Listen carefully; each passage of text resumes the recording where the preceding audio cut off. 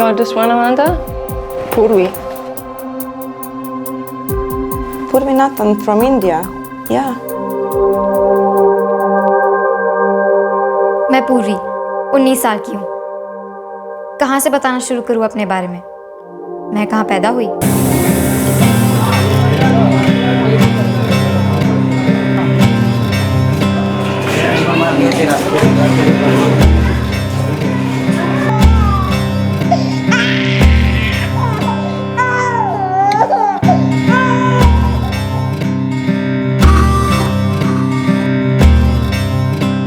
मैं वहाँ क्यों पैदा हुई? क्यों वहीं पली बड़ी? मुझे जिंदगी में क्या करना था? इन सब सवालों का मेरे पास कोई ठीक ठीक जवाब नहीं था। रेड लाइट इलाकों के पालने में पैदा होने वाले बच्चे, देह व्यापार के बीच पलने वाले बच्चे धीरे धीरे उसी दलदल में धंसते जाते हैं और इसकी दस्तक ना तो उनके कानों में पड़ती है, ना नजरों से दिखाई देती है और अक्सर उनकी समझ से परे होती है।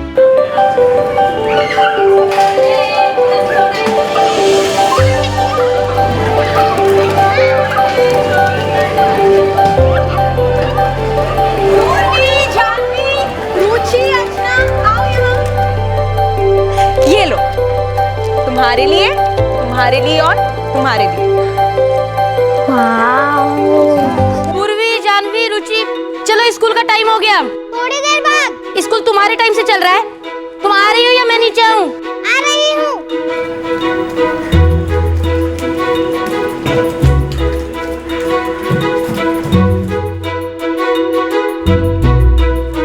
पढ़ाई करो, अच्छे से पढ़ाई करो, तभी तो जिंदगी में कुछ अच्छा होगा।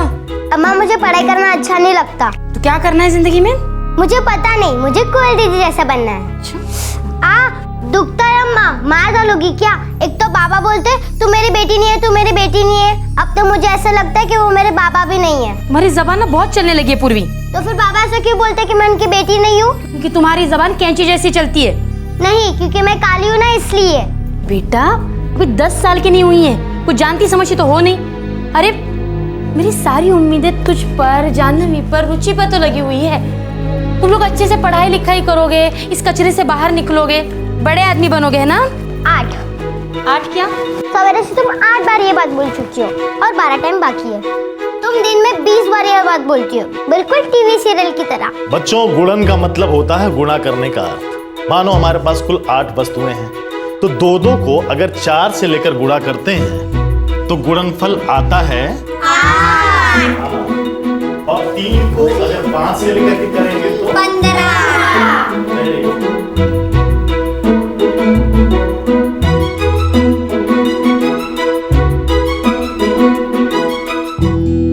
अर्चना मेरी सबसे अच्छी दोस्त थी। उसकी माँ पास ही रहती थी।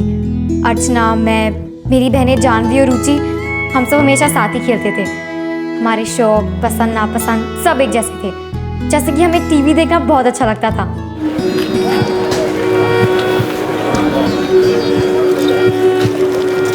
उस आदमी ने आपकी बेटी को धोखा दिया और आप आज भी उसकी साइड ले रहे हैं।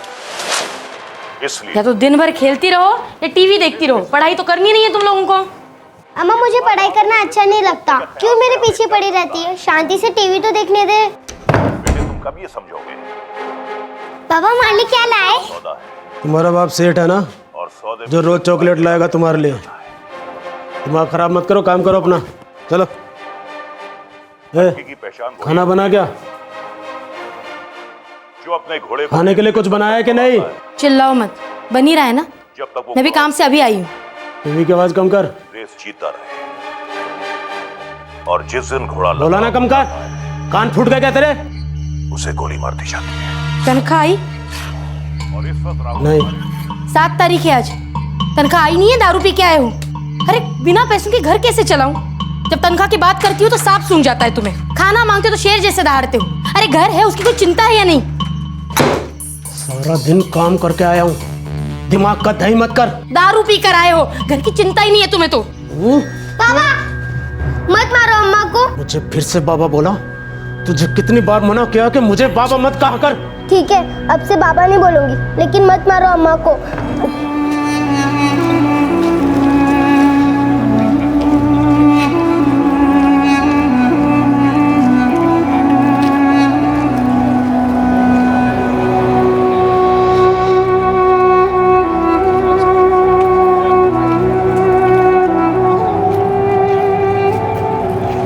वो सीढ़ियाँ ही मेरा बसेरा थी। मुझे पता था कि जब तक बाबा नहीं सो जाते तब तक अम्मा दरवाज़ा नहीं खोल सकती।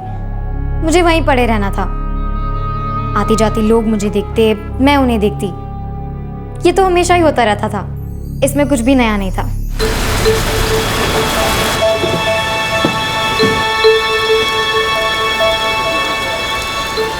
नहीं, मैं पुलिस या किसी स्पेशल ब्रांच से नहीं आई हूँ। मैं तो एक सोशल वर्कर हूँ। ये लड़की लोगों से क्या बात करती हो तुम? जी, मैं उनकी भलाई और उनकी सलामती की ही बात कर रही थी। मैं दिव्या जी के ऑफिस से आई हूँ, वही जो यहाँ आपके साथ मिलने आती है और काम करती है। पिछली बार जब इन औरतों से बात हुई थी तो कहा था कि बच्चों को स्कूल भेजें, हमारे सेंटर में आए, हमारे सेंटर में पढ़ाना लिखाना और हम कई और काम करते हैं। तीनों बच्चियाँ स्कूल जाती है। हमारी तो पूरी कोशिश रहती है कि बच्चे पढ़े लिखे। बस मेरी बड़ी बेटी है ना पूर्वी, उसका बिल्कुल पढ़ाई लिखाई में ध्यान नहीं रखता। क्या मैं उससे बात करूँ?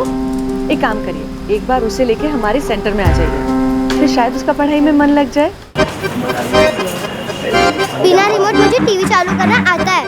पहले मुझसे वादा करो कि कल एनजीओ सेंटर चलोगी। वो सोचना पड़ेगा, पहले रिमोट दो।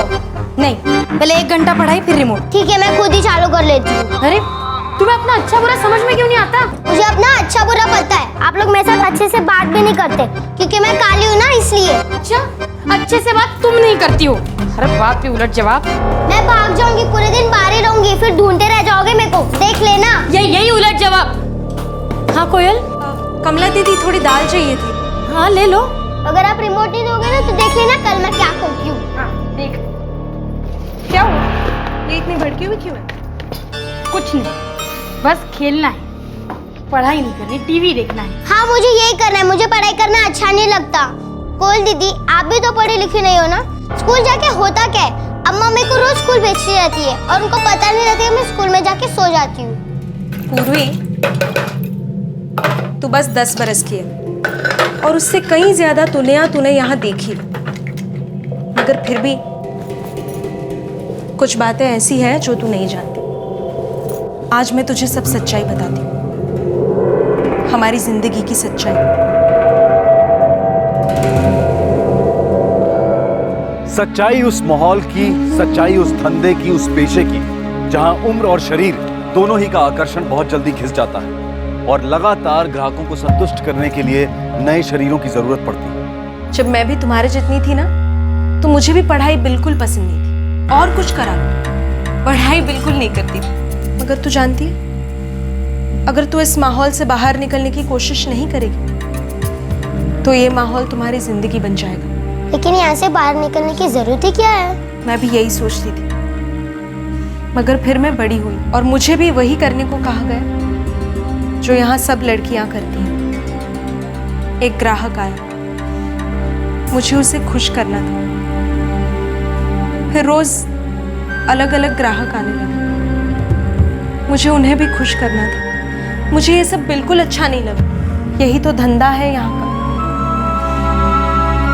तभी मन कर रहा था कि यहाँ से भाग जाऊं, मगर कोई रास्ता ही नहीं मिला।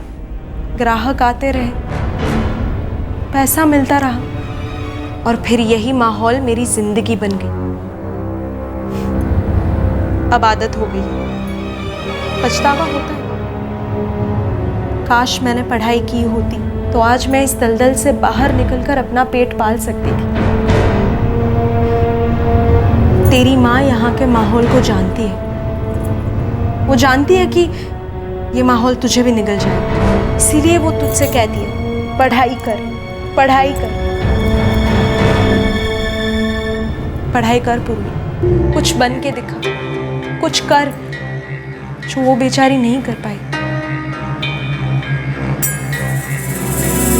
मुझे कोयल दीदी की बात समझ में आई। लगा कि शायद वो सच कह रही थी। समझ में आया कि अम्मा हमेशा मेरे अच्छे के लिए कहती थी। उस दिन मेरे दिमाग में एक सवाल आया जो मैंने कभी पूछा नहीं। अम्मा वहाँ आई कैसे?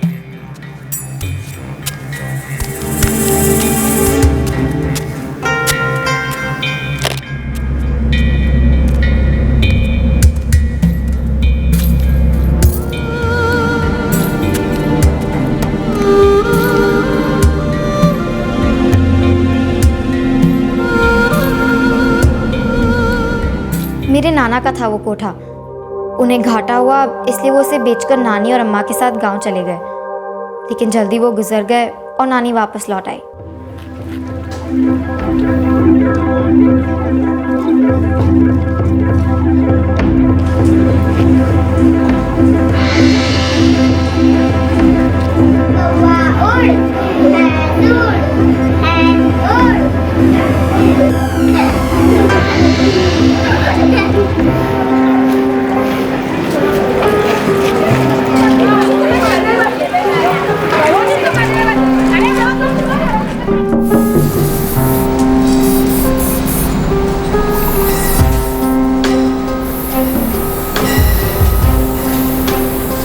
मेरी अम्मा कोठे के पास एक फैक्ट्री में काम करती थी।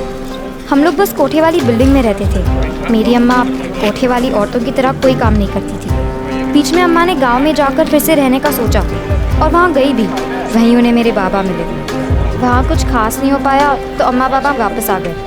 अम्मा ने बोला जब बाबा मिले तो अच्छे आदमी थे, ऐसे नहीं थे। वो जानवी और रुचि से तो अच्छी तरह पेश आते थे, लेकिन मुझसे इतनी नफरत क्यों करते थे, ये सवाल अक्सर दिमाग में आता था।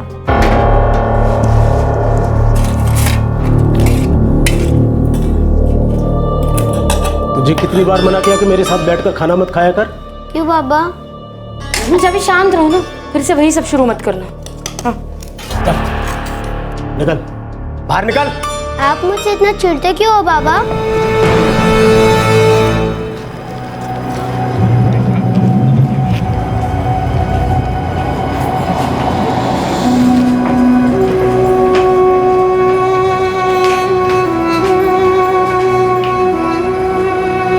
बच्चों, मानिए कि हमारे पास कुल 10 सेब हैं। उसको 5 लोगों में बराबर बराबर बांटना है। कोयल दीदी ने जो बोला उसका मतलब समझ आ रहा था। लगा सही कहती हैं वो। पढ़ने की कोशिश भी की लेकिन जरा भी मन नहीं लगा। बहुत बोरियत हुई। और हमें पानी बचाना चाहिए। मैं कोठे के बच्चों के लिए चलाई जा रही एनजीओ क्लासेस में भी गई, लेकिन फिर भी मेरा मन नहीं लग रहा था। पूर्वी, आपने देखा हमारे पास कितनी सारी चीजें हैं। आपको कुछ तो पसंद आएगा। मुझे टीवी देखना पसंद है। ओ बाप रे, आपको टीवी देखना पसंद है? और कहानियाँ? हाँ, शायद। तो फिर कहानियों की किताब पढ़ने की कोशिश करो। ये देखो कितनी अच्छी किताब है। हम साथ में बैठ के पढ़ेंगे। तो वो पूरी सी बॉटल लेकर आई चॉकलेट वाली, ठीक है? मौसी ने अलमारी से टॉफियों का मरबा निकाल कर बंटी के सामने रख दिया, ठीक है? मतलब अलमारी से निकाला। ए मुन्ना मोबाइल, ए पप्पू पेजर। पूर्वी, तुझे सिर्फ यही पसंद है ना? दिन भर टीवी देखना, नाचते रहना। हाँ, मुझे यही पसंद है। ए पप्पू पेजर, ए उल्लास भाई, मेरा चल गया चक्कर। शाम सवेरे दिल में मेरे लव का कीड़ा है। शाम सवेरे दिल में। तू इसे पढ़ाना चाहती है? इसे कुछ बनाना चाहती है? कम से कम बच्चों के भविष्य के लिए कुछ मेहनत तो कर रही हूँ मैं। बेकार जाएगी तेरी ये मेहनत। कुछ नहीं होगा इनका, यही सड़ेंगे। आप अपने बच्चों के बारे में ये सोचते हो ना? और जुबान चलती है तेरी। कम से कम मुझे जबान तो दिए, मैं बोल भी सकती हूँ। और आप क्या करती हो? रोज दारू पे के आते हो और बीबी बच्चों से मारपीट करते हो। आप यही कर सकते हो।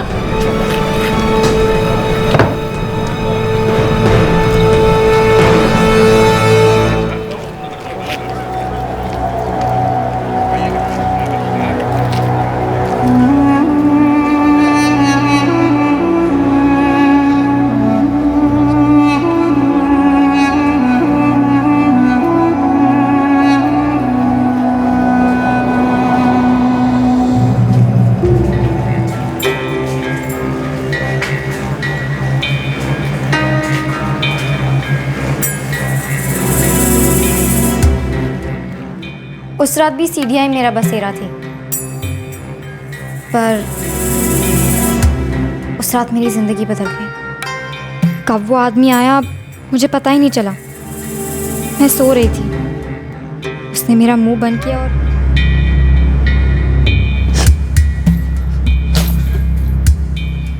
जा बाहर जा, सब खुश हो जाएंगे। मार्केट में नया माल आया है। और मैं तेरे पास आता रहूंगा। फिक्र मत कर, धीरे धीरे तुझे भी आदत पड़ जाएगी।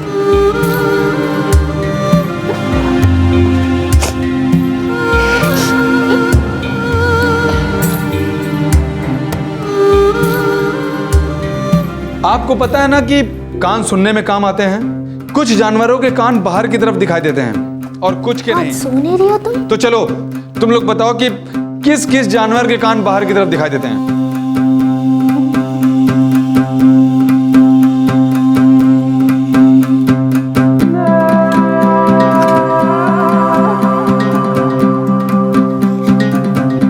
पढ़ दो बेटा। क्या वो पूर्वी एकदम से गुमसुम सी रहती हो आजकल? अचानक क्लास में किताबें भी पढ़ने लगी है? कुछ नहीं, कुछ भी तो नहीं।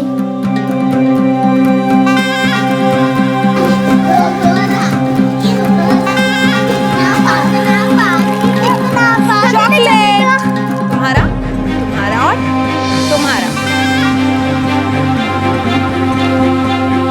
पूर्वी, चॉकलेट।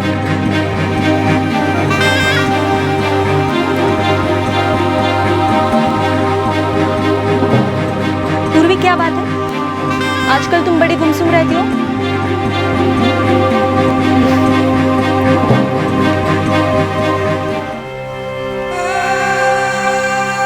आज मैं तुझे सब सच्चाई बताती हूँ। हम कौन हैं, क्या करती हैं, हमारी जिंदगी की सच्चाई। फिक्र मत कर, धीरे धीरे तुझे भी आदत पड़ जाएगी।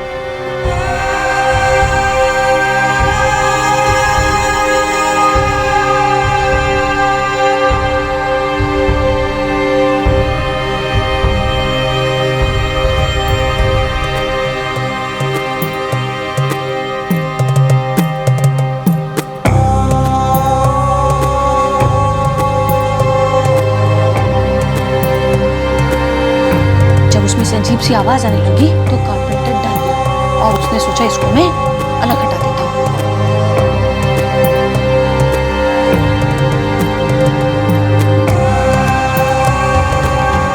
पूर्वी, तुम्हें ये बुक पसंद है? मुझे सिर्फ तस्वीर पसंद है, पर इसमें क्या लिखा है वो पता नहीं चलता।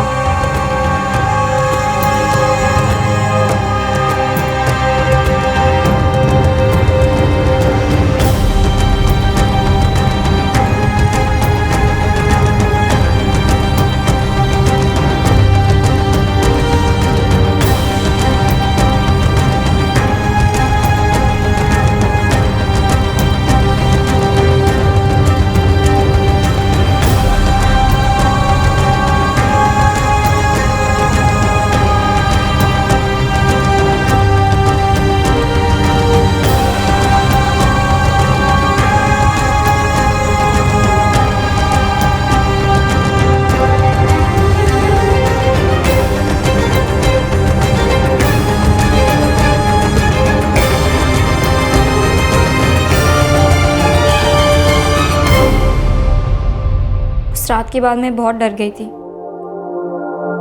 मैं उन सीढ़ियों के पास वापस कभी नहीं जाना चाहती थी। उसके बाद मैंने बाबा से कभी कोई झगड़ा भी नहीं किया।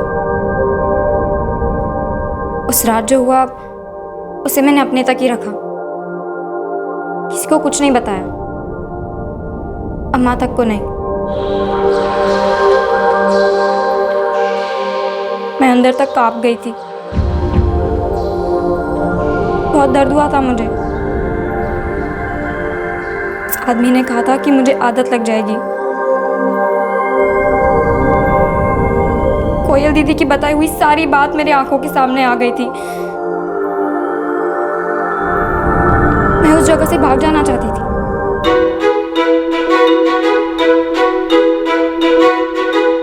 क्या बात है पूर्वी, बहुत अच्छी। I am proud of you. तुमने बहुत अच्छी तरक्की की है। दीदी, मुझे आगे और पढ़ाई करनी है। बिल्कुल करनी चाहिए, और अगर मन बना लिया तो कुछ भी मुश्किल नहीं होता। दीदी, क्या मैं 11वीं और 12वीं के लिए इंग्लिश मीडियम स्कूल में जा सकती हूँ?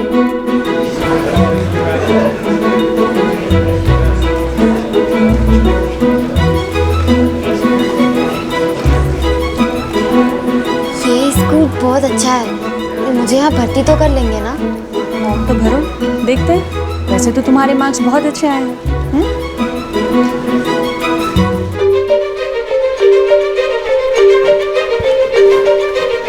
अम्मा, अम्मा मुझे इंग्लिश स्कूल में भर्ती कर लिया है। क्या? मेरा नाम मेरिट लिस्ट में आया है। भगवान, मेरा सपना पूरा हो।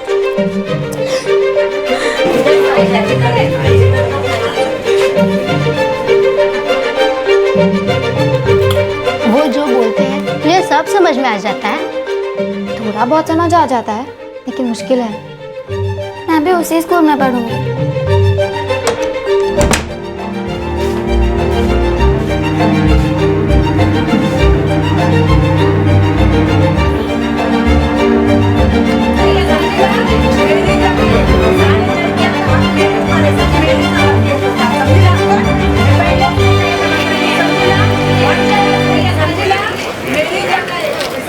Motion of an object can be represented by a position-time graph.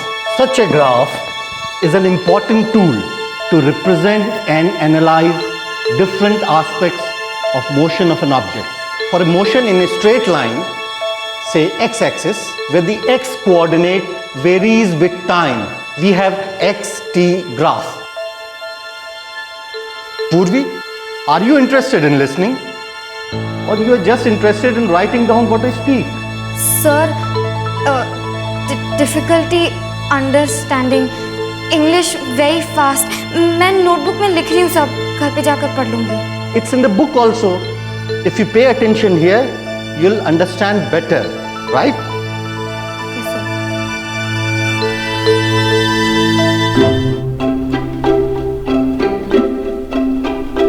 धीरे धीरे बोलते हैं तो समझ में आ जाता है, लेकिन वो सिर्फ मेरे लिए धीरे नहीं बोलेंगे ना।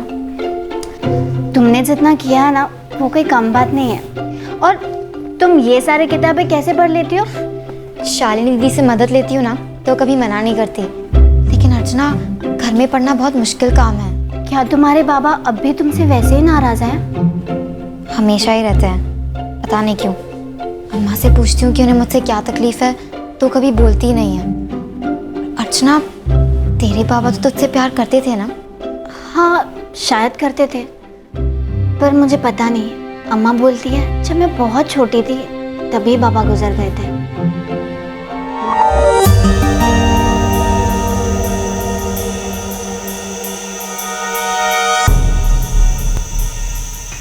मैं समझ सकती हूँ पूर्वी।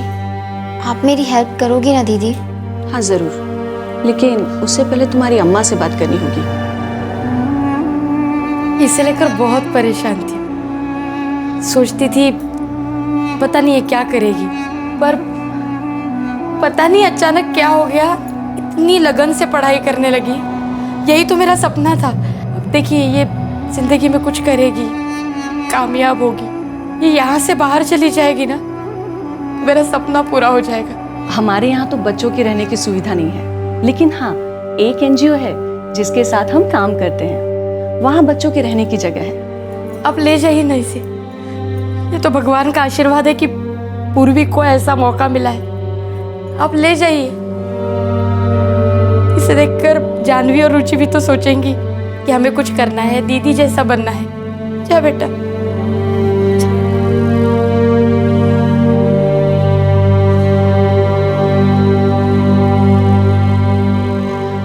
हाय हाय, ये है पूर्वी। हाय पूर्वी, I am Arpita. Hi, please have a seat. जब मैंने इसे पहली बार देखा था तो ये टीवी देखने के पीछे पागल थी, और अब ये इस वीक लॉयर बनना चाहती है, तो अगले वीक डॉक्टर, और उसके अगले वीक एक engineer. And I am sure इनमें से एक तो ये जरूर बन जाएगी, है ना पूर्वी? अर्पिता एक एनआरआई थी। वो इंडिया में अपना एनजीओ शुरू करने आई थी और अंडर प्रिविलेज्ड बच्चों के साथ काम करना चाहती थी कि उन बच्चों को एक बेहतर माहौल मिले, बेहतर शिक्षा मिले, समान अवसर मिले, ताकि वो जिंदगी में कुछ हासिल कर पाए। मानसी, दिशा, गीता, ये पूर्वी है। हाय। पूर्वी, अब से तुम इन लोगों के साथ यहीं रहोगी, ठीक है? Thank you ma'am.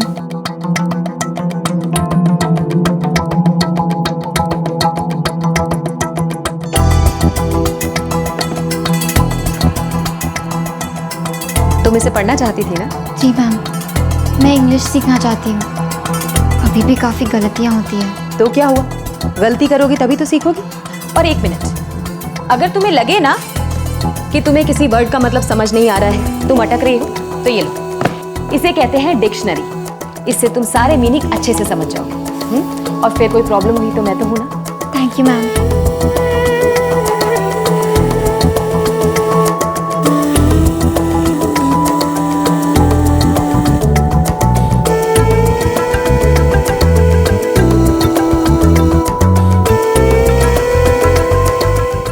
मैं कुछ 2 हफ्तों के लिए बाहर जा रही हूँ, इंटीरियर्स में, गांव, देहात, वहाँ के बच्चों के साथ वर्कशॉप करने के लिए। वहाँ मुझे किसी की हेल्प की ज़रूरत पड़ेगी, जो उन बच्चों को पढ़ने और लिखने के फ़ायदे समझा सके। तुम में से कौन चलना चाहेगा मेरे साथ?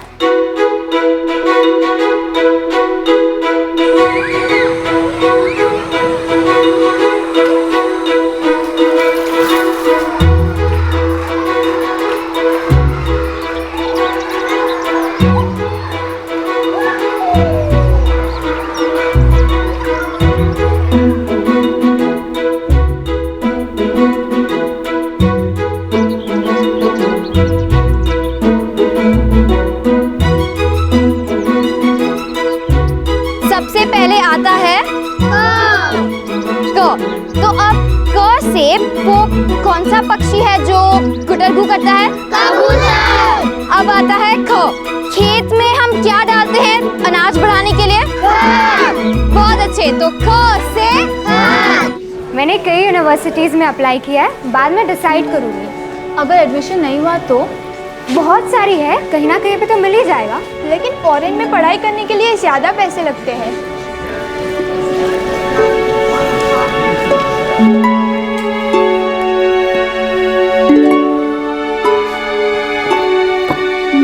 साइकोलॉजी। गुड। तुम सीरियस हो? हाँ, मैंने फाइनली डिसाइड कर लिया है कि मैं क्या करना चाहती हूँ। अच्छा, तो साइकोलॉजी के बाद फिर तुम क्या करना चाहती हो? मैं काउंसलर बनूंगी, बच्चों की मदद करूंगी, खासकर मुझ जैसे बच्चों की जिनका पढ़ाई में जरा भी मन नहीं लगता। उन्हें थोड़ी सी प्यार और दुलार के साथ समझाया जा सकता है। उनकी ये बचपन की जिद तोड़कर उन्हें एक अच्छे और बेटर फ्यूचर के सपने दिखाना सिखाया जा सकता है। मुझ जैसे माहौल के बच्चे अक्सर अपना भला बुरा देख समझ नहीं पाते। उन्हें इस दलदल से निकालकर एक बेटर फ्यूचर दिया जा सकता है। मैम, क्या मैं अपनी आगे की पढ़ाई के लिए विदेश जा सकती हूँ? Why not? एटलीस्ट हम लोग को ट्राई तो करना चाहिए।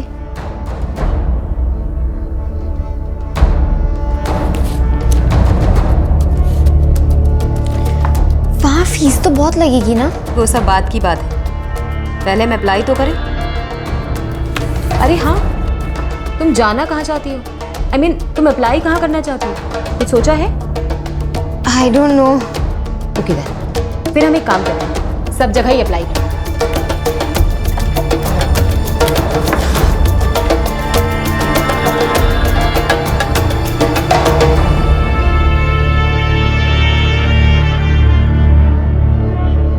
पूर्वी,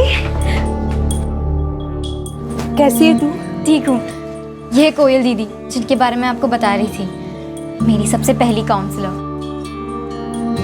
हाय, मैं अर्पिता हूँ। नमस्ते। इनसे मैंने जिंदगी की बहुत सारी जरूरी बातें सीखी हैं।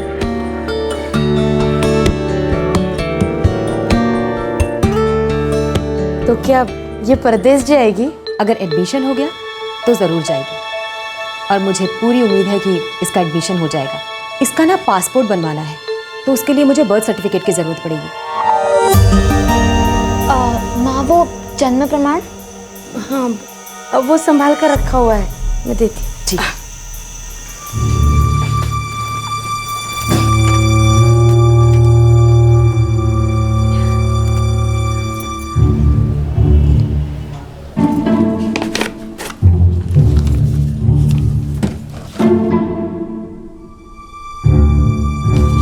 है ना? और तुमको सब्जेक्ट्स में क्या अच्छा लगता है ये बताओ।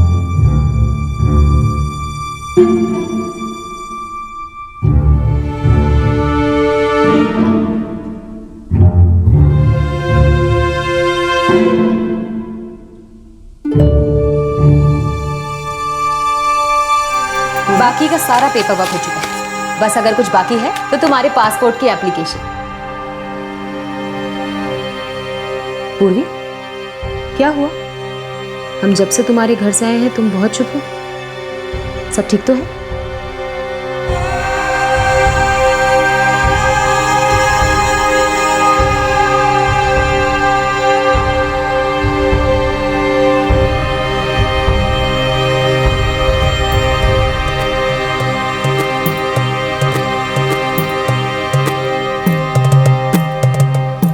अर्चना, तेरे पापा तो तुझसे प्यार करते थे ना? शायद करते थे, पर मुझे पता नहीं। अम्मा बोलती है जब मैं बहुत छोटी थी तभी पापा गुजर गए थे।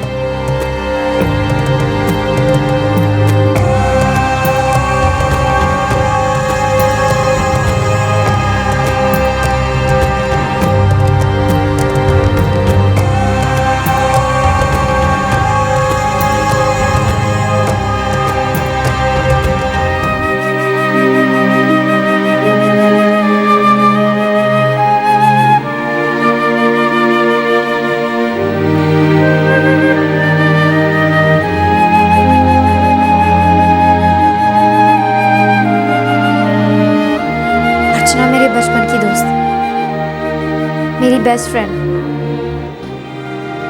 अब पता चला कि वो मेरी हाफ सिस्टर भी है। अम्मा ने बताया कि अर्चना के पिता अजीत ही मेरे और जानवी के असली पिता हैं, और जिन्हें मैं हमेशा अपना बाबा समझती थी वो सिर्फ रुचि के पिता हैं। पूर्वी, मैं समझ सकती हूँ कि तुम क्या सोच रही हो, लेकिन तुम्हें ये सब भूल के जिंदगी में आगे बढ़ना है ना? हाँ मैम, मुझे अब बाबा के लिए कोई गुस्सा नहीं है, कोई नफरत नहीं।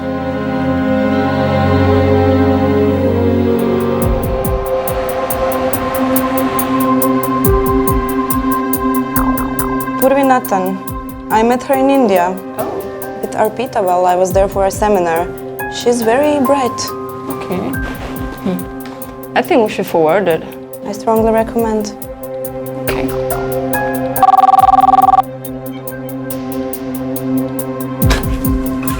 पूर्वी, अर्पिता मैम का कॉल है, उनको तुमसे कुछ बात करनी है। हाँ मैम, ओके, मैं बस 15 मिनट में पहुंच रही हूँ।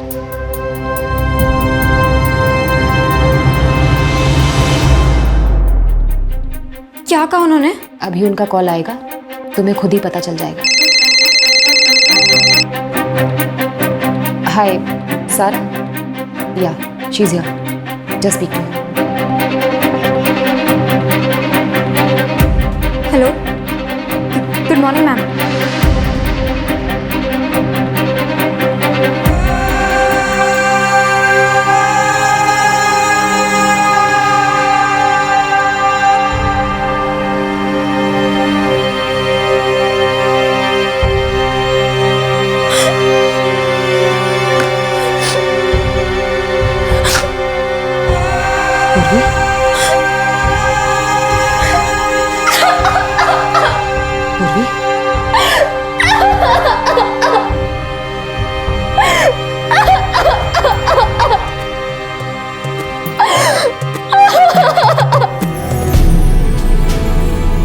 What's your name?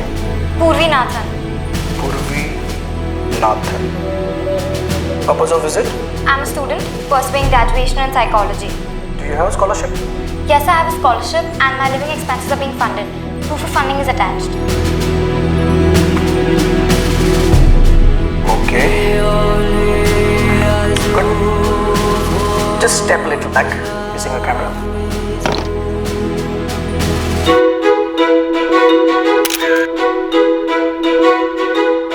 पूर्वी, आई एम पूर्वी नाथन। पूर्वी को स्टूडेंट वीजा मिल गया है और जल्द ही वो हायर स्टडीज के लिए विदेश चली जाएगी एक स्कॉलरशिप प्रोग्राम के अंदर। हालांकि अपने रहने वगैरह के खर्चे के लिए उसे फंड्स इकट्ठे करने पड़े। अर्पिता की एनजीओ ने पूर्वी के इन खर्चों के लिए कई इवेंट्स किए और डोनेशंस इकट्ठे किए। हालांकि उसके जरूरत के लगभग सभी खर्चों का इंतजाम हो चुका है। पूर्वी की बहनें भी उससे प्रेरित होकर अपने लिए ऐसे मौके तैयार करने की कोशिश कर रही हैं। इस इलाके में काम कर रही वो एनजीओ जिसने पूर्वी की मदद की थी और अर्पिता की एनजीओ देह व्यापार करने वाली सभी औरतों के बच्चों और बाकी अंडर प्रिविलेज्ड बच्चों का भविष्य अच्छा बनाने की कोशिश में लगातार काम कर रहे हैं। क्राइम पेट्रोल सलाम करता है उन सभी समाज सेवियों को जो निस्वार्थ भाव से बिना थके लगातार मदद का हाथ बढ़ा रहे हैं। उन लोगों के लिए नए मौके, नए अवसर और नई संभावनाएं तैयार करने की कोशिश में लगे हुए हैं जिन्हें वाकई में इसकी जरूरत है। हमारे आज के एपिसोड की दूसरी कहानी।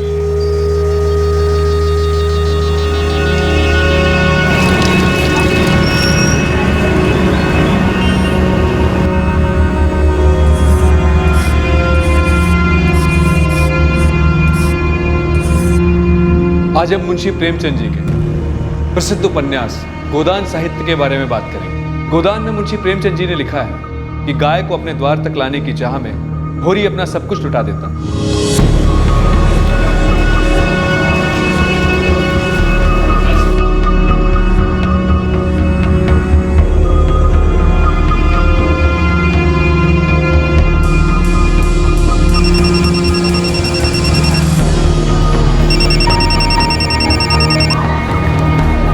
हेलो हेलो हेलो, कौन बोल रहा है? डिस्गस्टिंग।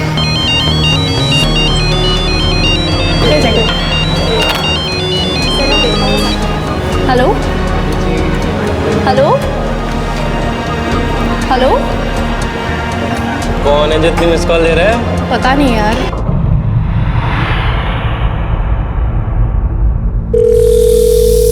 हेलो हेलो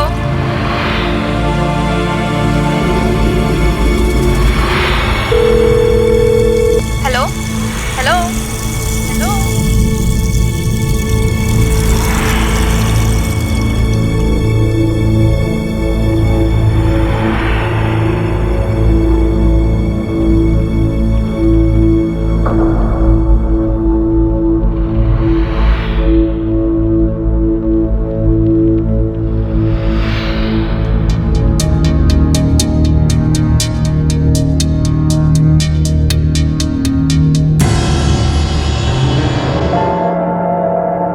एक पति पत्नी जिनके रिश्ते की दरारें साफ नजर आने लगी थी। कुछ था जो दोनों को परेशान कर रहा था, या शायद दोनों एक दूसरे से ही परेशान थे।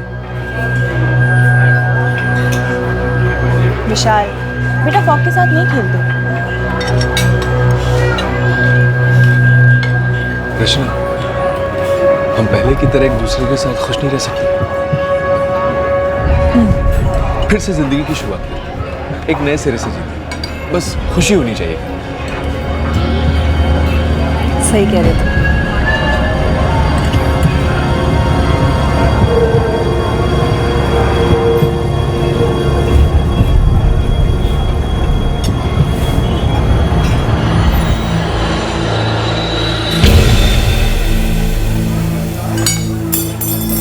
कितनी बार समझाया विशाल, फॉग के साथ नहीं खेलते ना बेटा।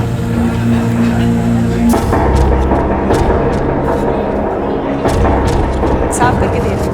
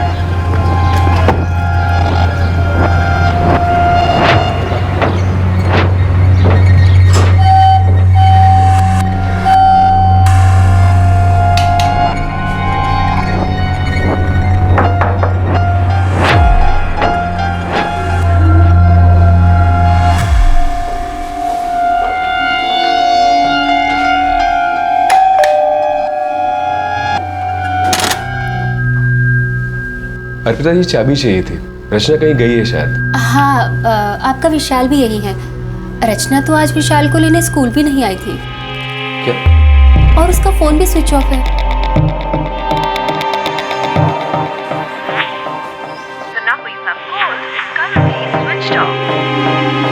विशाल ने खाना खा लिया है और वो काजल के साथ ही खेल रहा है। पर रचना बिना बताए तो कहीं जाती नहीं। और सुबह 11:30 बजे मेरी उससे बात हुई।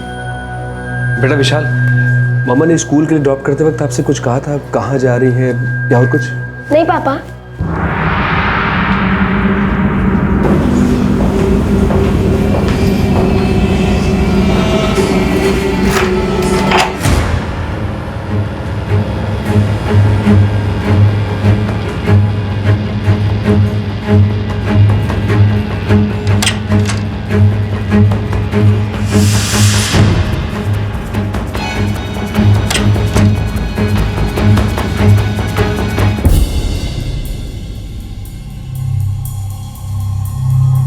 पापा, मम्मी कहाँ चले गई? पता नहीं बेटा, हो सकता है नाना जी के घर गई हो।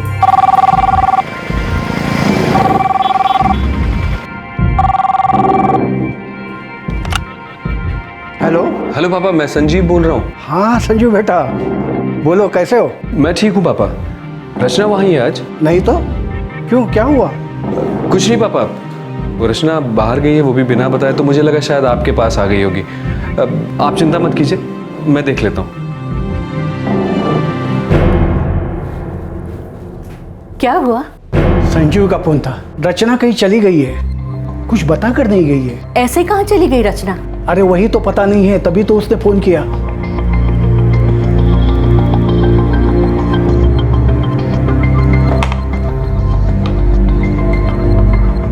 पापा, मम्मी कहाँ है? बेटा वो नाना जी क्या गई, आ जाएंगे। पर अभी अभी तो आपने नाना जी से कहा कि मैं देख लेता हूँ। बेटा मम्मा आ जाएगी, आप खाना खाओ।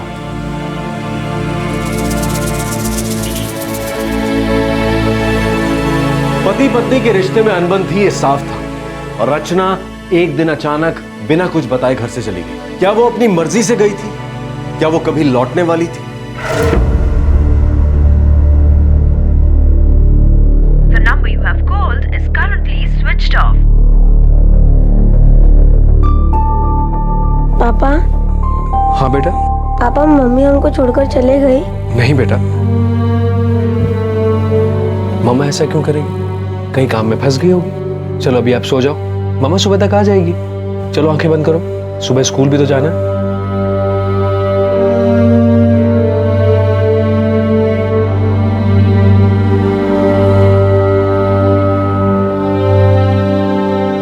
The number you have called is currently switched off.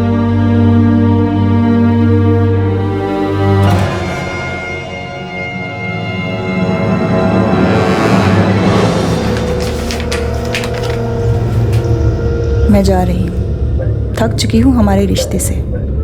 हम क्यों साथ जी रहे हैं पता नहीं, कब तक ऐसे खुद को घसीटते हुए जीऊँ।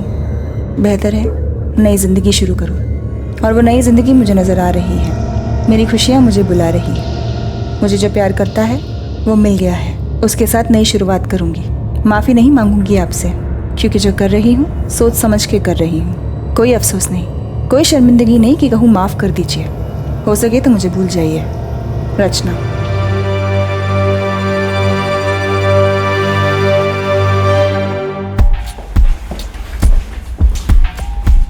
प्रोफेसर साहब, इस चिट्ठी से साफ लग रहा है कि आपकी बीवी अपनी मर्जी से गई है। सर रचना ऐसा कभी नहीं कर सकती। सर हमारा एक छोटा सा बच्चा है, वो क्यों करेगी ऐसा? ये हैंडराइटिंग उनकी है। प्रोफेसर साहब, ये हैंडराइटिंग और ये साइन आपकी पत्नी की है। हाँ सर, लेकिन सर वो ऐसा नहीं कर सकती। आप दोनों में कोई झगड़ा या अनबन? सर झगड़ा किस पति पत्नी में नहीं होता है। मानता हूँ हमारे बीच में कभी कभी अनबन हो जाती थी, बहस होती थी। सर हर घर में ऐसा होता है, लेकिन छोटे छोटे डिफरेंसेस की वजह से कोई घर छोड़कर नहीं चला जाता सर। देखिए प्रोफेसर साहब, हमें तो लग रहा है कि आपकी बीवी अपनी मर्जी से गई है, पर आप इतना कह रहे हैं तो हम एक मिसिंग कंप्लेंट दर्ज कर लेते हैं, देखते क्या हो सकता है।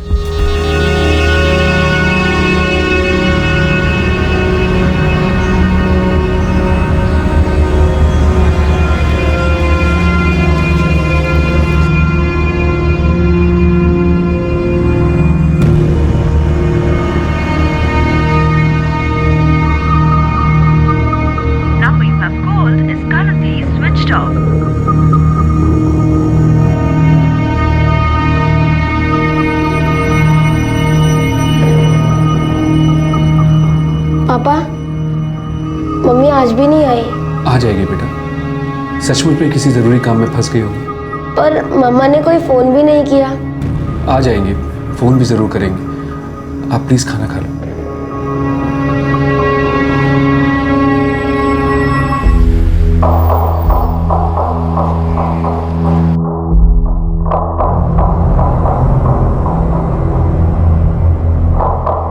क्या करूं, कब तक विशाल से झूठ बोलता रहूं कि उसकी माँ आ जाएगी? नहीं, मेरी बेटी अपना घर बार छोड़कर और किसी के साथ नहीं जा सकती। वही तो मैं भी कह रहा हूं कि रचना कभी ऐसा नहीं कर सकती, और किसी दूसरे आदमी के साथ नहीं, वो नहीं जा सकती हो। क्या उस चिट्ठी पे किसी का नाम लिखा है? नहीं, पर मुझे तो लगता है वो चिट्ठी रचना ने लिखी नहीं है। नहीं लिखी रचना ने, नहीं लिखी।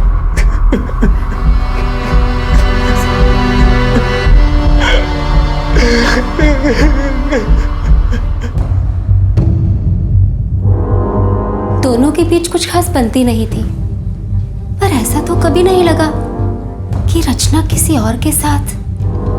नहीं सर, ऐसी कोई बात मेरी नजर में तो कभी नहीं आई। तो फिर किस बात को लेकर होते थे उनके बीच झगड़े? इतना कौन ताम झांक करता है सर। और फिर मैंने सोचा हर घर में थाली कटोरी की आवाज तो आती ही है, इसमें कौन सी बड़ी बात है।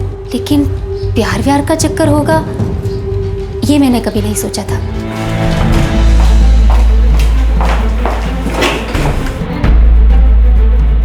रचना के फोन पर आखिरी कॉल उसके पति संजीव का ही था। हाँ सर, मैंने ही उसको फोन किया था विशाल को ट्यूशन क्लासेस में डालना है या नहीं, ये पूछने के लिए। हमारा बेटा तीसरी क्लास में है। मैं ट्यूशन क्लासेस के खिलाफ था, लेकिन रचना अपनी बात पर अड़ी हुई थी। फोन की आखिरी लोकेशन क्या थे? महर्षि कर्वे चौक के पास, दोपहर 12:05। उसके बाद उसका सेलफोन स्विच ऑफ हो गया था। सर, सोसाइटी की सिक्योरिटी ने मैडम को किसी के साथ कहीं जाते नहीं देखा। साहब, मेरे सामने तो नहीं गई मैडम जी। 11:30 से 12 के बीच में तू कहाँ था? हो सकता है बाथरूम गया होऊंगा या पंप शुरू करने। ये दो टाइम पर गेट पर कोई नहीं रहता। गावड़े, मुझे ऐसे लग रहा है कि ये औरत किसी के साथ भाग गई है। शादी के 12 साल बाद प्रोफेसर साहब 23 के थे और वो 20 की थी जब उन दोनों की शादी हुई थी। पर कुछ तो अनबन होगी उन दोनों के बीच में, जिसके बारे में पड़ोसियों को कुछ पता नहीं था। उन्हें सिर्फ आवाज सुनाई देती, पर वो असली वजह वो दोनों ही जानते थे। हो सकता है प्रोफेसर की बीवी का किसी के साथ चक्कर हो और इसी वजह से उनमें झगड़े होते होंगे, और प्रोफेसर साहब अपनी इज्जत बचाने के लिए इस बात को सबसे छुपा रहे हैं।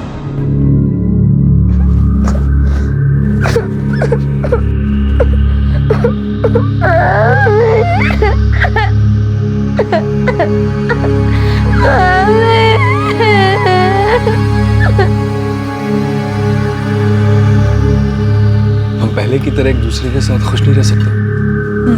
फिर से जिंदगी की शुरुआत करते, एक नए सिरे से जीते।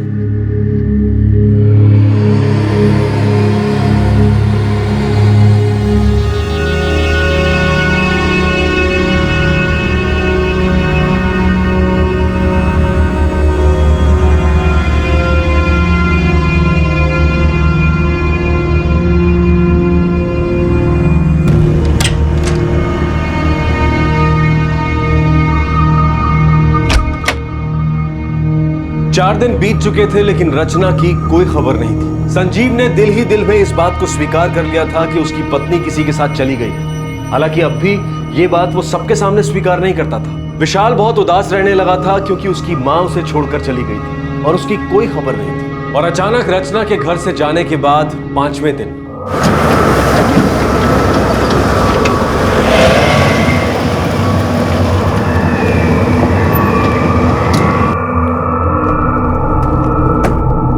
अरे सतीश जी साहब, जल्दी से माल उतारना जी।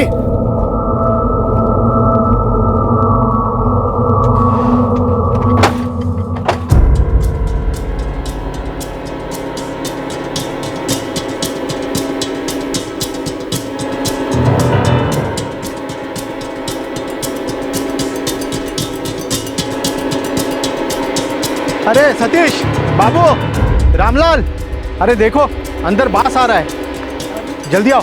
देखो देखो कहां से बास आ रहा है।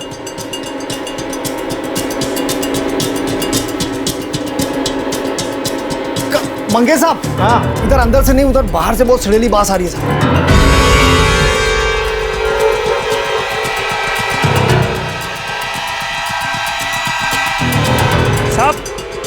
सतीश, रामलाल, इधर आओ।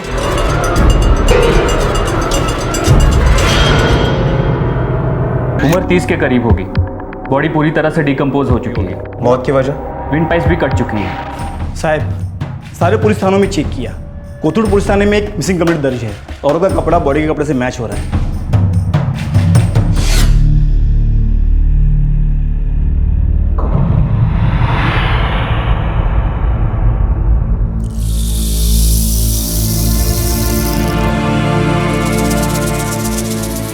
नहीं सर, ये मेरी रचना नहीं हो सकती, नहीं हो सकती सर। पर चेहरा देखिए, बॉडी सड़ चुकी है। मौत 3 दिन पहले हुई है। 72 घंटे हो चुके हैं।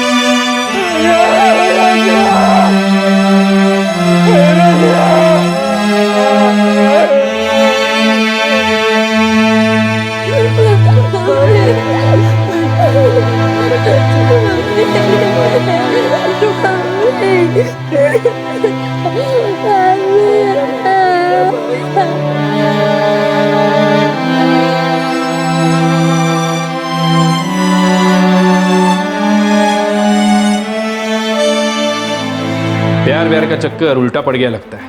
सर, बैंक अकाउंट भी चेक किया, ऐसा कोई ट्रांजैक्शन नहीं जिस पर शक हो। वो धन के गहने भी वैसे के वैसे ही हैं। एक काम करो गावड़े, रचना का फोन रिकॉर्ड निकलवाओ। अब ये मर्डर केस है, हर छोटी बड़ी चीज को हमें दोबारा गौर से देखना पड़ेगा। हेलो हेलो हेलो, कौन बोल रहा है? हेलो हेलो, ये उन लड़कियों के नंबर है जिनको रचना ने फोन किया। हो सकता है उन्हें कुछ पता हो, कोई तो वजह होगी, वरना रचना उन लोगों को फोन क्यों करती? आई डोंट नो सर, मैं किसी रचना वर्मा को नहीं जानती। प्रोफेसर संजीव वर्मा को जानती हो? हाँ, वो हमारे कॉलेज में पढ़ाते थे, पर अब शायद किसी दूसरे कॉलेज में जा चुके हैं। रचना उनकी पत्नी है। अब बताओ, वो तुम्हें क्यों फोन कर रही थी? I really don't know sir. कई बार कुछ ऐसे कॉल्स आते थे, पर मेरे हेलो हेलो का कोई जवाब ही नहीं आता था। हो सकता है वो उन्हीं के कॉल्स हों। पर वो ऐसा क्यों करेगी? अब मुझे क्या पता सर, मैं एक स्टूडेंट हूँ और सर तो सिर्फ हमारे टीचर थे। पता नहीं सर वो क्यों फ़ोन करते थे। प्रोफेसर संजू वर्मा को जानते हो? ऑफ कोर्स सर, वो हमारे कॉलेज के बेस्ट प्रोफेसर थे, फिर वो कॉलेज छोड़कर चले गए। सपना, आदिति, हाँ, ये सब मेरे ही स्टूडेंट्स थे। आपकी बीवी ने इनको क्यों फोन किया था? सर, क्या कह रहे हैं आप? रचना इन्हें क्यों फोन करेगी? उसका क्या लेना देना मेरे स्टूडेंट से?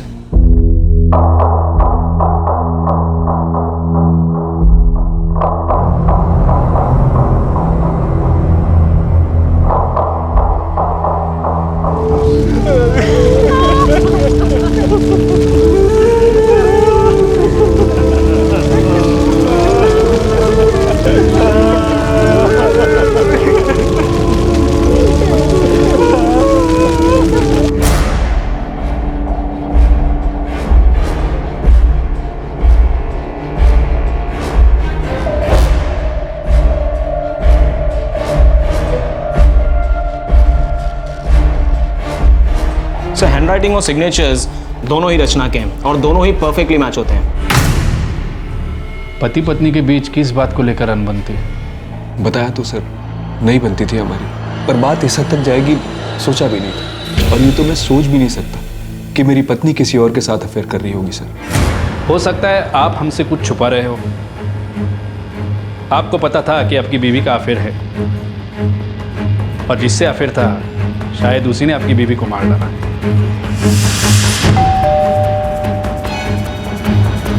वो कौन है प्रोफेसर साहब? पता नहीं, लेकिन मेरी पत्नी वैसी औरत नहीं थी सर। आपकी पत्नी अपनी मर्जी से गई, कोई जबरदस्ती नहीं हुई है उन पर। हमने उनके फोन के सारे रिकॉर्ड चेक कर लिए, इतनी सी भी शक की वजह नजर नहीं आती। कभी किसी दूसरे के साथ कोई भी बात नहीं हुई उनकी। अजीब नहीं लगता प्रोफेसर साहब? अफेयर है पर फोन पर कुछ नहीं। वो चिट्ठी लिखती है कि मैं घर छोड़कर जा रही हूँ, पर कहाँ जा रही है ये किसी को पता नहीं, किसके साथ वो चली गई ये किसी को पता नहीं, और फिर पता चलता है कि उनका मर्डर हुआ है। नहीं सर, मेरी पत्नी का किसी के साथ कोई अफेयर नहीं था सर, किसी के साथ कोई अफेयर नहीं था सर।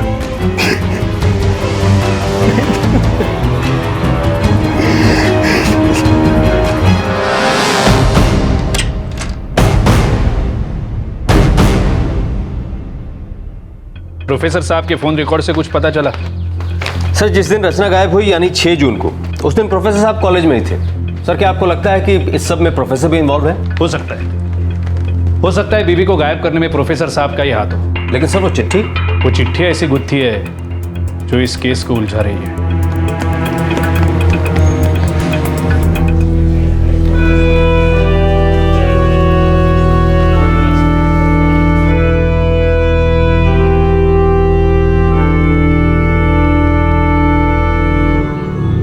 देखो बेटा, मैं जानता हूं तुम्हारी मम्मी के जाने की वजह से तुम दुखी हो, पर तुम्हारी मम्मी के साथ क्या हुआ ये पता करने के लिए क्या तुम हमारी मदद करोगे?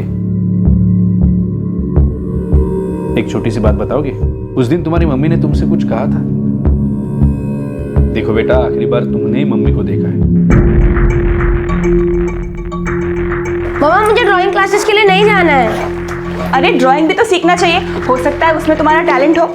लेकिन मम्मा मैं वो घर पे भी कर सकता हूँ ना, और स्कूल में भी ड्राइंग के लिए क्लासेस होती है, मुझे और क्लासेस नहीं जाना है। अच्छा ठीक है, मेरे लिए 1 महीना जाके देखो, अगर पसंद नहीं आया तो छुड़वा देंगे। ओके चलो, अब लेट हो रहा है। मम्मी ने तो सिर्फ ड्राइंग क्लासेस के बारे में बोला था, कहीं जाने वाली है ऐसा नहीं बोला। बेटा तुम्हारे मम्मी और पापा के बीच में झगड़े होते थे, किस बात को लेकर दोनों झगड़ते थे?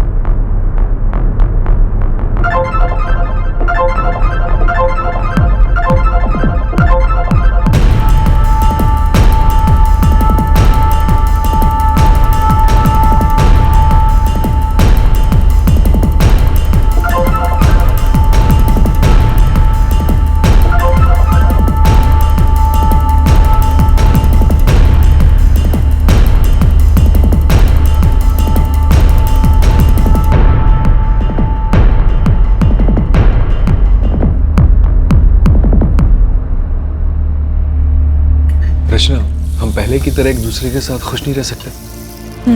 फिर से जिंदगी की शुरुआत करें, एक नए सिरे से जीते। मम्मी बहुत गुस्सा करती थी पापा पे, हमेशा चिल्लाती थी।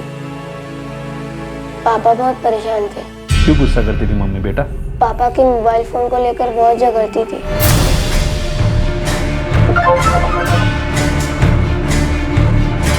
उस मोबाइल फोन में ऐसे क्या था बेटा? पता नहीं अंकल।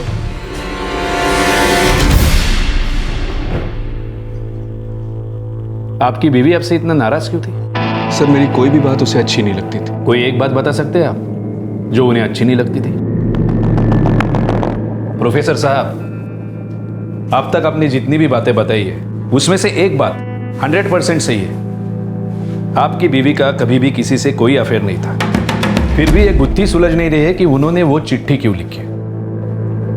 जब कोई अफेयर ही नहीं था तो वो ऐसी चिट्ठी छोड़कर गई क्यों?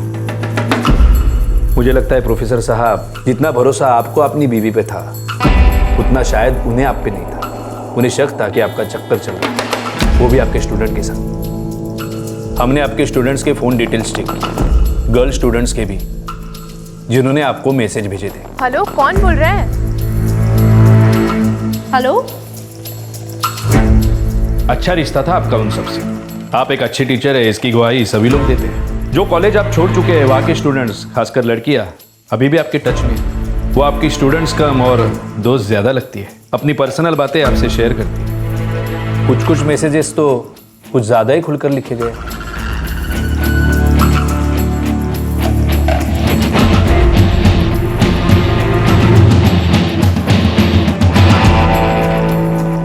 रचना, सर वो शक्की हो चली थी। स्टूडेंट्स के जो मैसेज आते थे उनको लेकर अपसेट हो जाती, झगड़ने लग जाती, बेवजह शक करने लगी थी। सर हर वक्त यही सोचती रहती कि मेरा किसी के साथ अफेयर है, जैसे जासूसी कर रही थी।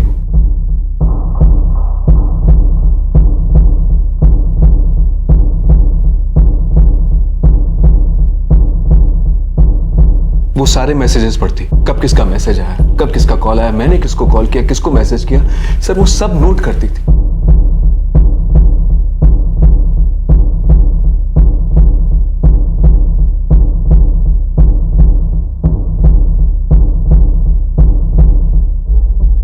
सर मैं उसके सवालों से तंग आ चुका था, थक गया था। आखिर में मैंने लड़कियों के नाम अपनी फोन बुक में चेंज कर दिए, उनके नाम की जगह लड़कों के नाम डाल दिए। पर उसका शक जरा भी कम नहीं हुआ।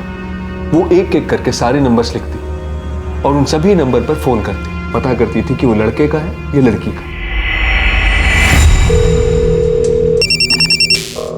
हेलो हेलो,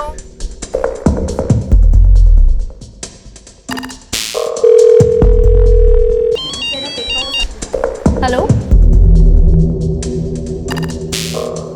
सर उसने जीना मुश्किल कर दिया था मेरा, और खुद की जिंदगी भी नर्क बना ली।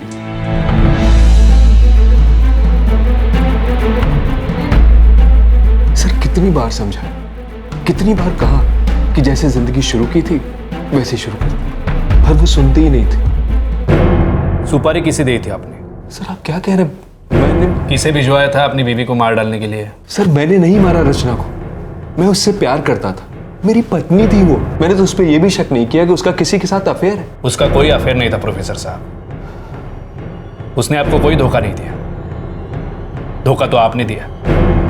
मैंने कुछ नहीं किया सर, मैंने नहीं मारा मेरी रचना को।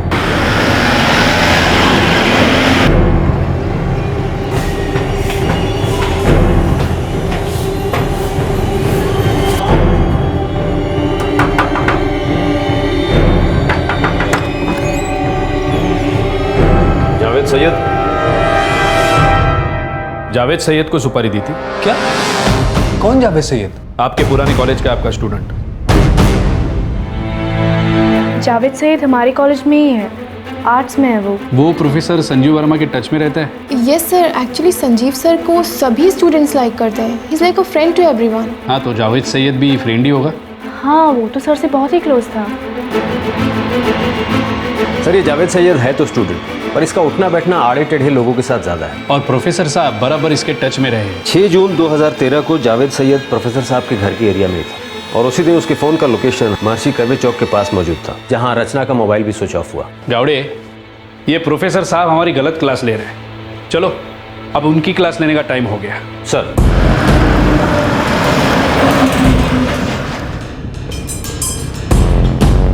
जावेद सैयद वही स्टूडेंट है जिसे आपने अपनी पत्नी को मारने के लिए भेजा था। आपकी पत्नी उसके साथ कैसे, क्यों गई, या आप बता दो या जावेद बता देगा।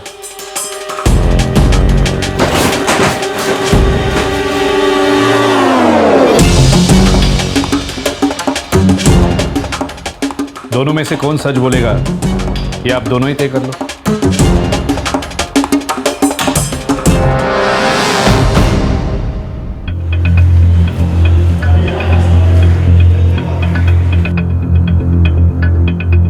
सर आप हमारे टीचर हो, मैं आपकी बहुत इज्जत करता हूँ सर, मैं आपके लिए कुछ भी कर सकता हूँ। सर आप बताओ तो सही कि कौन आपको परेशान कर रहा है। जावेद अब कैसे बताऊं कि कौन मुझे रोज टॉर्चर करता है? अरे सर आप नाम तो लो, बाकी सब मुझ पे छोड़ दो आप सर।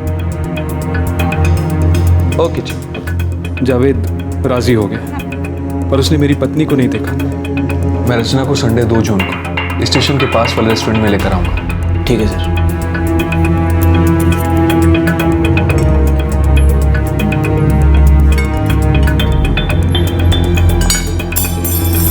कितनी बार समझाया विशाल, पॉक के साथ नहीं खेलते ना बेटा।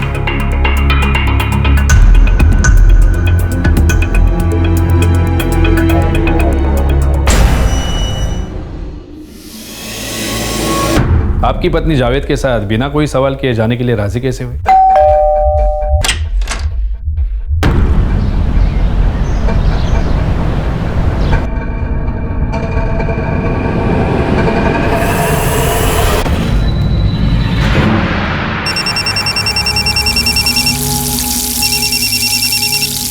हाँ जी। रचना, एक बड़ा घर है, बहुत अच्छा है। अभी आना पड़ेगा? हाँ हाँ मैं वहीं पर हूँ, तुम्हारा वेट कर रहा हूँ। मेरा एक स्टूडेंट है जावेद, वो तुम्हें लेने आएगा, तुम उसी के साथ चलिए ना। अच्छा ठीक है, मुझे 15 मिनट दीजिए। ओके, तुम्हारा वेट कर रहा हूँ। ओके।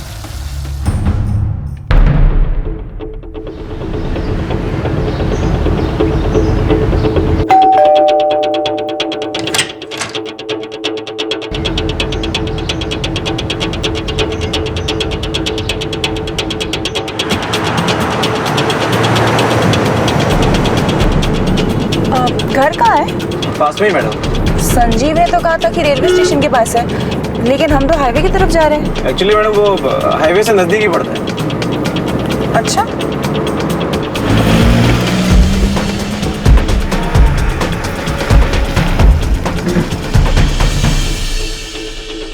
ये कहाँ लेके आए हो मुझे? और संजीव कहाँ है? हेलो, तुम कुछ बोलते क्यों नहीं?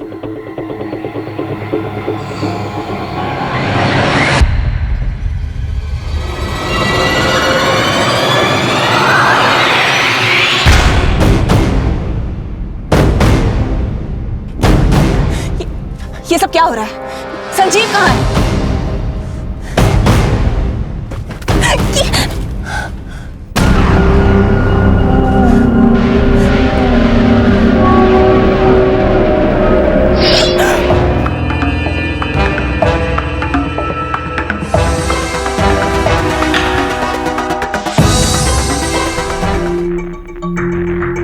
और वो चिट्ठी वो कैसे लिखवाई आपने अपनी पत्नी से?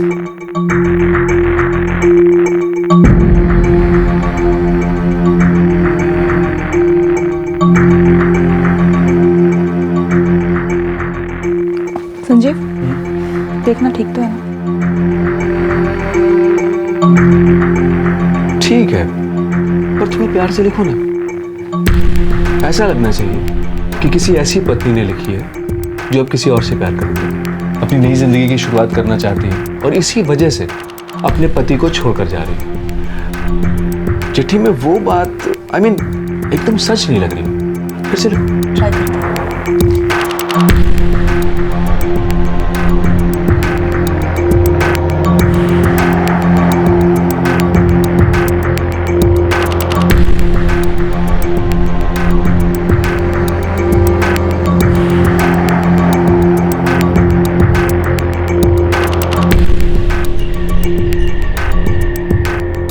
संजीव, अब देखना ठीक है? इन सारे लेटर्स को जोड़ तोड़ के कुछ ना कुछ अच्छा निकल ही आएगा। स्क्रिप्ट राइटर के तौर पर मैं तुम्हारा नाम दूंगा, मिसेस रचना वर्मा। चलो इन सब पे नाम लिखो और साइन करो।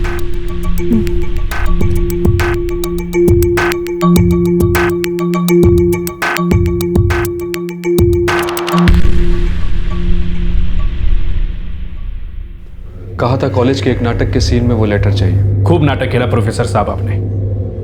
अपनी बीवी को जिंदगी से रफा दफा करने के लिए बड़ी चतुराई से खेल खेला। सर थक चुका था उसके रोज के टॉर्चर से, उसकी शक्की नजरों से पागल हो गया था। सर मेरी जिंदगी में कोई था ही नहीं, फिर भी उसका रोज का चीखना चिल्लाना, उसको पता ही नहीं था कितना दम घुटने लगा है उसके साथ मेरा। जावेद, तू बता क्या क्या अपने प्रोफेसर साहब के लिए बड़ी इज्जत करता है ना तू इनके, या इस इज्जत करने के भी गिन गिन के पैसे लिए थे?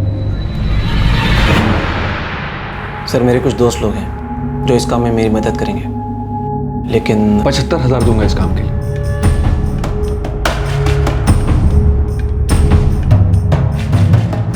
विश्वास नहीं होता। एक प्रोफेसर जिसका इतना नाम है, इज्जत है, वो जिंदगी का एक छोटा सा सबक नहीं सीखा। A crime never page.